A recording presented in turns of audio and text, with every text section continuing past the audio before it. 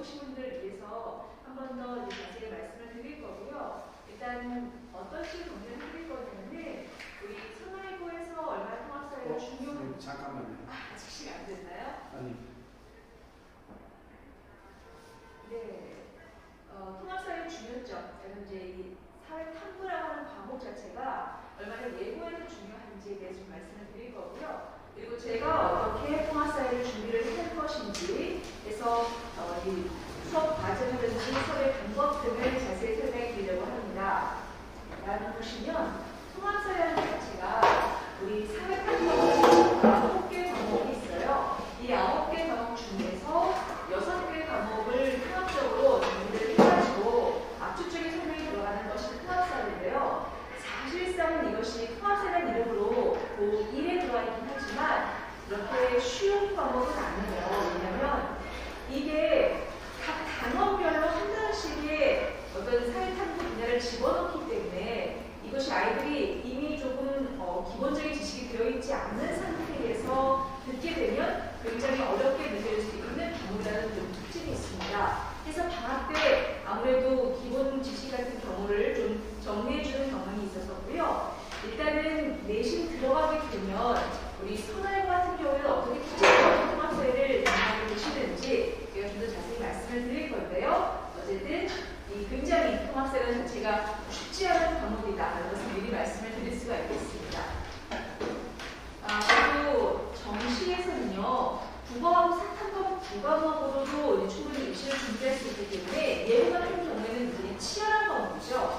그래서 성적이 굉장히 높은 점수로 등급이 매겨지기도 하고요. 자녀 같은 경우에는 만점자가 워낙 많아서 1등급이 나오지 않는 경우도 생긴다고 합니다. 이제 그런 정도로 아이들이 굉장히 열심히 하는 과목이고 또 사실은 쉽지 않음에도 불구하고 정말 성적이 높은 과목이라고 생각하시면 되겠습니다. 지금 마지막 줄 말씀드렸던 말이 이 부분이 되게 중요한 얘기고요. 다른 과목에 비해서, 그러니까 국영수, 이 주요 과목이 다른 과목에 비해서 투자할 시간 대비 높은 성적이 나올 수 있다라는 점이 굉장히 큰 강점이죠. 특히 예고 학생 같은 경우에는 아무래도 실기가 문제 비중이 크잖아요. 하다 보니까 공부할 수 있는 시간의 그 양은 절대로 부족한 상황인데 그러한 부족한 시간을 최대한 공부를 하고 있기 때문에 그런 점에서는 이 사회탐구 과목, 특히 이제 통합사회 같은 경우에 전략적으로 공부를 했을 적에 많은 도움이 될 수 있겠다. 이런 말씀을 드릴 수가 있겠습니다.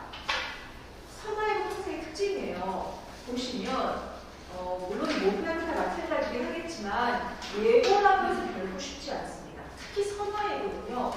서울예고, 쌍둥이는 굉장히 중요한 예고 학교이고요. 또 학생들의 수준이 워낙 높기 때문에 굉장히 아이들의 수준에 맞추어서 문제의 유형 자체도 어렵고 또 요새 단단한 선생님들이 전부 다 고2, 고3 선생님들이세요. 하시기 때문에 그래프 도표 위주로 고1 문제도 출제가 된다는 사실을 알고 계셔야 되거든요. 보시면은 이렇게 기출이 출제가 됩니다. 이게 전부 다 고3 모의고사 문제에 출제되었었던 도표고요. 이러한 도표들을 분석하는데 문제는 굉장히 말발이 많죠.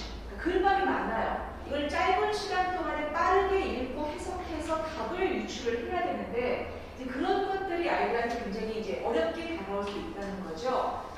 물론 그래도 표만 어려운 것이 아니고요. 보시면은 이렇게 단어 안에 들어갈 단어들 이런 것들도 정확한 암기, 완벽한 암기가 아니면은 맞출 수 없게끔 단답형이라든지 주관식 문제가 출제가 되기 때문에 해서 여러 번 반복을 통한 정확한 단어 암기를 숙지를 하지 않으면 안 된다라는 점도 말씀드릴 수 있겠고요.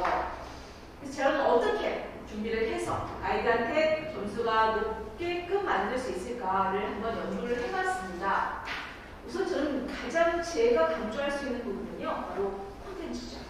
이게 여러 학교를 제가 담당하지 않고 딱 몇 개, 자사고, 특목고하고 예고 한 학교만 이렇게 담당을 하면서 굉장히 오랜 시간 연구를 거쳐요. 이 학교에는 어떤 문제가 출제가 될 것이라는 것을 파악을 하고 또 수업 중에 강조되는 것들을 제가 정확히 캐치를 해서 문제를 예측하고 또 이것을 어떻게 연습할 것인가를 쭉 이제 제가 그동안 만들었던 데이터들이 있잖아요. 이걸 가지고 준비를 합니다.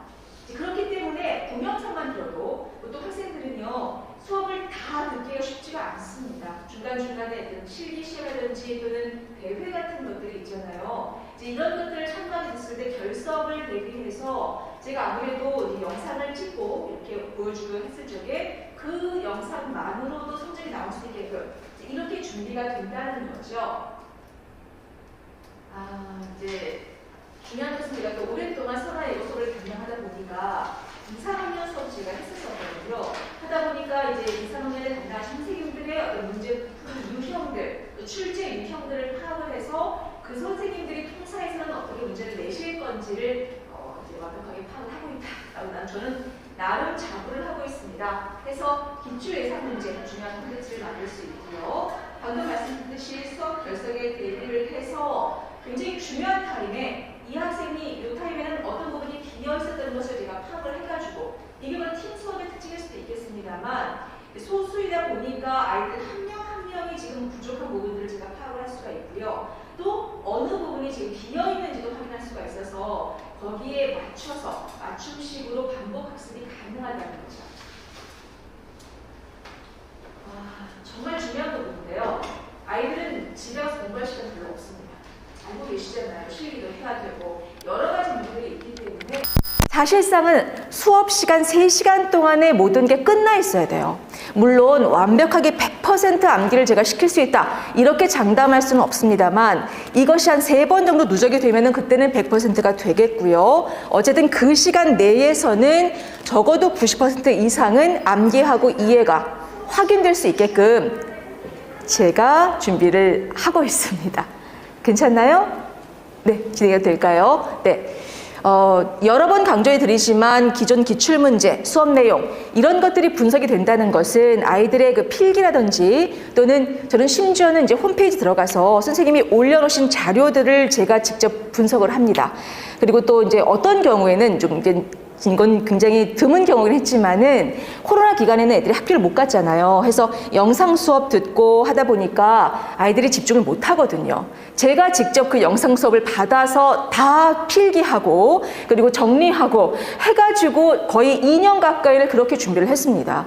그러다 보니까 성적이 사실은 안 나올 수가 없죠. 제가 거의 이제 다 갈아서 떠 먹여주는 수준까지 해줬었기 때문에 이걸 아이들이 굉장히 좋아했던 것 같아요. 해서 제가 지금까지 계속해서 선화예고 수업을 할 수 있었던 비결이 아니었을까 이렇게 생각이 됩니다. 이제 이런 부분들은 관리라든지 카톡 질의 응답은요 모든 학원에서 다 하시는 거기 때문에 뭐 특별하게 저만의 특징이다 이렇게 말씀을 드릴 수가 없어서 굳이 자랑하고 또 설명해 드리지 않도록 하겠습니다. 이런 것들은 다 당연히 한다 이렇게 생각하시면 되겠고요. 해서 제가 준비한 이번 중간고사 통사 시간표입니다. 일단은 제 수업에서의 중요한 것은 교재이기 때문에 교재를 잘 준비를 해서 이제 풀이교재라든지 과제물이라든지 이런 것들이 복합적으로 출제가 될 거고 나가게 될 겁니다. 아이들이 이걸 해오는 과정이 굉장히 중요한데요. 가능하면은 과제는 많이 주지는 않습니다.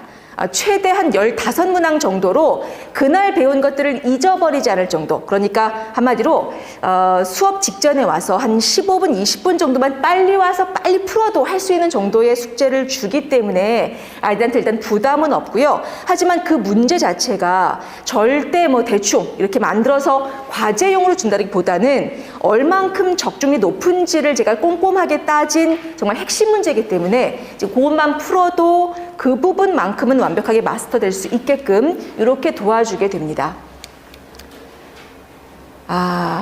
일단은 제가 작년 기준으로 진도를 이렇게 잡은 거예요. 하지만 매년 진도는 달라집니다. 선생님들께서 아무래도 학원에서 매년 이렇게 똑같이 준비하는 것을 아시는지 순서를 계속 바꾸시더라고요. 하다 보니까 일단 작년에는 1, 2, 3, 4단원으로 출제가 됐었고요.